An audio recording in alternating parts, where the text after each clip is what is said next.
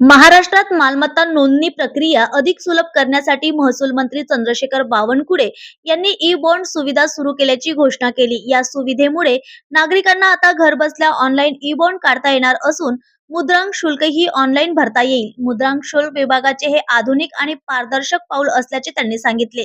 या दरम्यान राज्यात छत्रपती शिवाजी महाराज महाराजस्व अभियान राबविण्याची तयारी सुरू असून 7 आणि 14 मार्च तसेच एप्रिल मे महिन्यात मंडळ स्तरावर विशेष शिबिरे आयोजित करण्यात आली असून तुकडेबंदी, जिवंत सातबारा आदी महसूल सेवा एकाच ठिकाणी उपलब्ध करून दिल्या जाणार आहेत।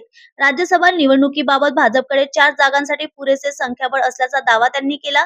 निवडणूक बिनविरोध व्हावी अशी भूमिका असली तरी एकमत न झाल्यास निवडणूक होईल असेही त्यांनी स्पष्ट केले। जरांगे पाटील यांच्या मागण्यांवरून चर्चेतून मार्ग काढला जाईल असेही यावेळी चंद्रशेखर बावनकुळे यांनी नमूद केले। आता रजिस्ट्रेशन करण्याकरता ऑनलाईन ई बॉन्ड घेण्याची सवलत देण्यात आली आहे। या ई बॉन्डमुळं आता जे काही एक्सपोर्ट इम्पोर्ट असतो याची ड्युटी जी आहे ही ड्युटी ऑनलाईन भरता येतं आणि म्हणून ई बॉन्ड प्रणाली आणण्याचा विचार होता, तो आता आणलेला आहे।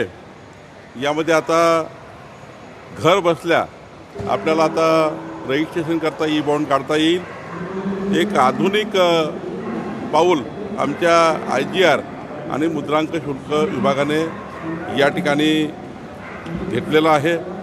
सोबतच महाराष्ट्रामध्ये छत्रपती शिवाजी महाराज महाराजस्व अभियानाची तयारी सुरू झाली आहे। 7 मार्च आणि 14 मार्च 2 दिवस या महिन्यात आणि पुढच्या महिन्यात 2 दिवस आणि मे महिन्यात 2 दिवस 6 शिबिरं मंडळ स्तरावर तालुक्यातील मंडळ स्तरावर घेण्याचा निर्णय महसूल विभागाने घेतलेला आहे। या शिबिराच्या माध्यमातून 15 सेवा तुकडेबंदीपासून तर येणेपर्यंत या सर्व सेवा या ठिकाणी उपलब्ध करण्यात येणार आहे। जिल्ह्याचे सर्व पालकमंत्री, मंत्रिमंडळातील सर्व सदस्य, आमदार, खासदार, लोकप्रतिनिधी, सरपंच ते पार्लमेंटपर्यंत सर्व लोकप्रतिनिधी या शिबिराला हजर राहणार आहे। मी सुद्धा कुठल्या ना कुठल्या जिल्ह्यामध्ये या शिबिराला जाणार आहे। त्यामुळे या राज्यातल्या जनतेला महसूल विभागाच्या पांधन रस्त्यापासून तर सातबारापर्यंत, जिवंत सातबारापासून तर या ठिकाणी पट्टे वाटपापर्यंत, कबाला वाटपापर्यंत साऱ्या योजना आम्ही या शिबिरामध्ये करणार आहोत। राज्यसभेसाठी जे नावं निश्चित केले जाणार आहे कधीपर्यंत होणार आहे आणि किती नावं तुम्ही केंद्रीय भाजपकडे पाठवणार? महाराष्ट्र कोर कमिटीची आमची भाजपाची बैठक झाली।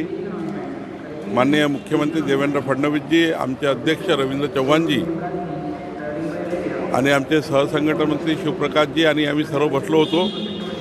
यामध्ये जी काही नावं आली आहेत ती नावं आता आमची कोर कमिटी केंद्रीय कोर कमिटीकडे पाठवेल आणि त्यातनं मग मला वाटतं की आम्हाला त्या ठिकाणी 4 सीट्स भारतीय जनता पार्टीला साधारण मिळतील अशी या ठिकाणी संख्याबळ आमच्याकडे आहे।